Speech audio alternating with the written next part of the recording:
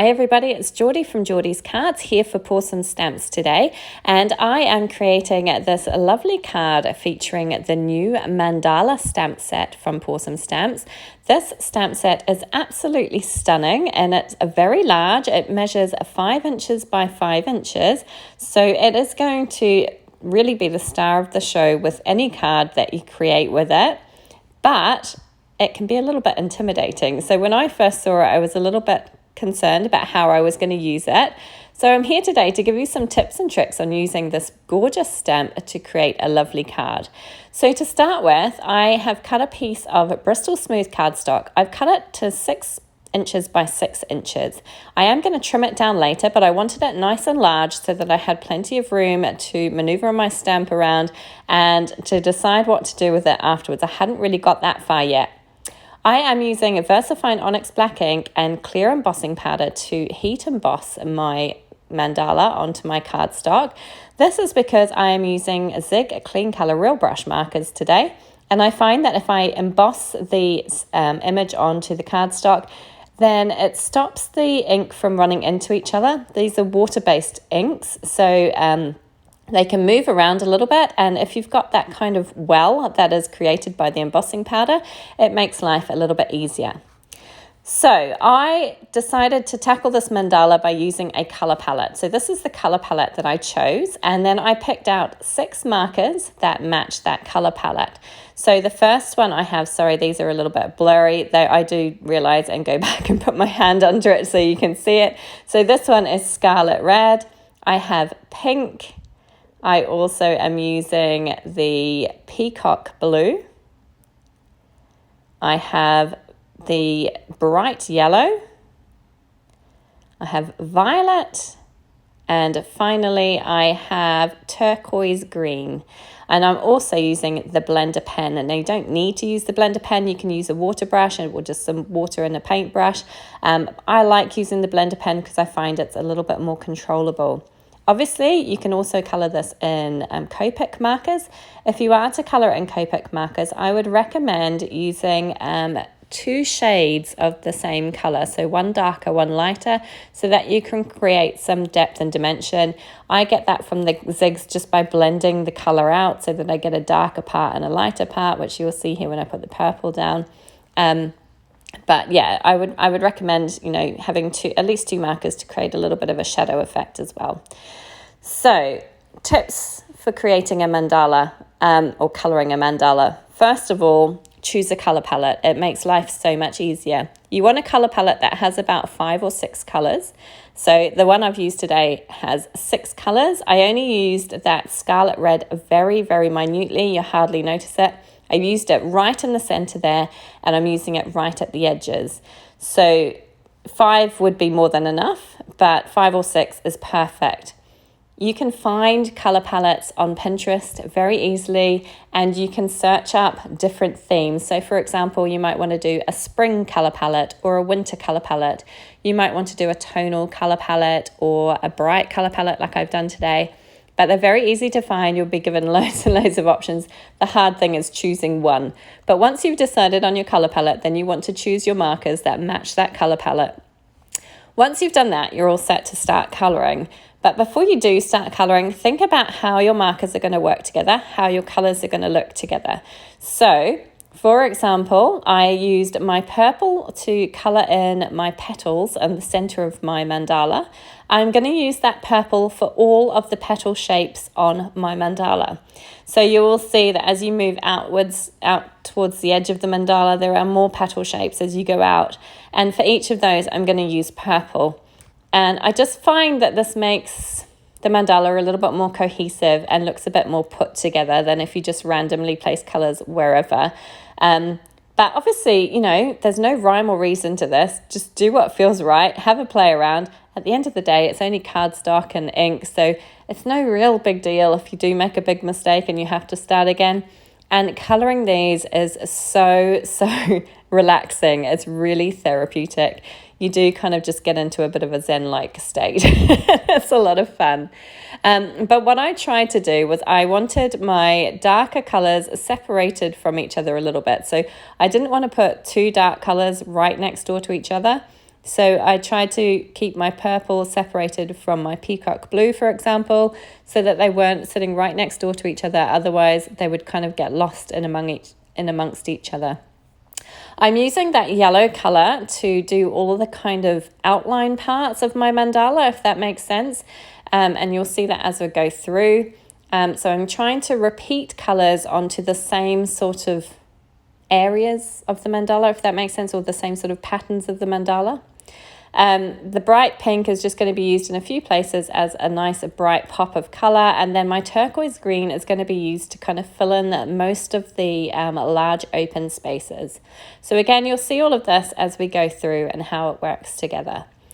But it was a lot of fun to colour this, and as I say, I was a little intimidated when I first saw it, but once I got into it, I had a blast and I really, really enjoyed it. But if you're worried about colouring, you can use this mandala in so many different ways. So some of the ways that I've been thinking of since I had it, and I'm desperate to try these out, you could simply white heat emboss this mandala onto some coloured cardstock. I think it would look amazing on like a dark blue cardstock with a white heat embossing, or even gold or silver heat embossing. And you could just keep it like that, keep it really simple, and it would just look so elegant and pretty. You could also create a kind of background using inks or like Distress Oxide, or even like a water-based background, and just kind of go to town with the colors and then stamp the mandala on top of that. And that would look really, really cool as well. I think that would be a lot of fun. You can also cut this mandala up and use pieces of it to create a background.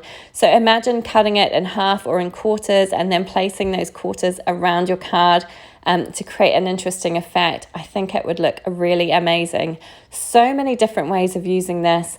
I am going to have so much fun with this stamp set. I cannot wait to keep playing around with it and try some new different things. But those were just some of the ideas that I thought about and thought would look really, really nice. Okay, so you can see here I've gone back in with my yellow. So this is what I was talking about. The outer edges, I'm going to do all kind of that yellowy color. And then my inner pieces, I'm bringing out my turquoise green again, and I'm going to color this part turquoise green. This way, as I say, it kind of keeps the image looking quite cohesive, like it all goes together, and it's not kind of just a big mashup of colors. Having said that, I would love to see somebody just go to town and color this in like rainbow colors. And yeah, I think it would look really, really neat. I don't think you can go too wrong with this. But just if you're feeling a little bit overwhelmed, then a color palette is a really great place to start to think about different colors that you know are going to work well together and will help you decide exactly how you want to color it. Okay, so let me give you some tips on using Zig Clean Color Real Brush markers specifically. You will see that as I use these markers, I just place a tiny bit of color down just where I want it to be the darkest, and then I use my blender to blend that out and push the color towards the end. As it moves out, it gets lighter, so you get that nice light and dark effect, so a shade and a lighter part, and it just looks really, really lovely, and it's very easy to do. You can, of course, get the same effect from using a water brush and water, but I just find the blender marker much easier and much more controllable for me. I'm no expert at watercoloring, so I find this way is the easiest for me to manage. I am just cleaning my blender marker off onto that scrap bit of cardstock I've got underneath there as I go along, to make sure that I don't get too much color where I don't want it, and just to make sure that it all kind of evens out. Once I have chosen to do one color, I just do the same thing all the way around the mandala and keep everything looking the same. You could, of course, alternate colors. I think that would look really nice. I mean, as I say, you can really go to town with this and make it your own. The only other thing I would say when using Zig Clean Color Real Brush markers is make sure that you use Bristol Smooth cardstock to color on. It will make a huge difference. I have tried a number of different cardstocks and none of them work anywhere near as well as the Bristol Smooth cardstock does. I don't know why. I'm not sure what the reason is behind it. I have tried watercolor cardstocks. I've tried cardstock for alcohol-based markers. I have tried just normal white cardstock, It doesn't work anywhere near as well as the Bristol Smooth does. It makes a huge difference. So if you are struggling with your zigs, invest in some Bristol Smooth cardstock and you may find that it will make a huge difference to you. Okay, so we're getting towards the end of the colouring of the mandala now, and I've just got a little bit of pink really left to do, and then those outer circles which are going to be done in that same scarlet red that I used for the very centre of my mandala.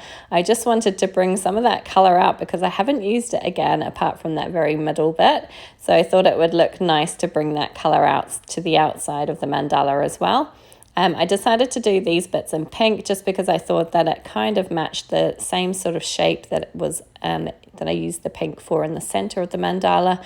And as I say, it's nice to use similar colors on similar kind of pieces of the mandala, if that makes sense, so that it looks cohesive.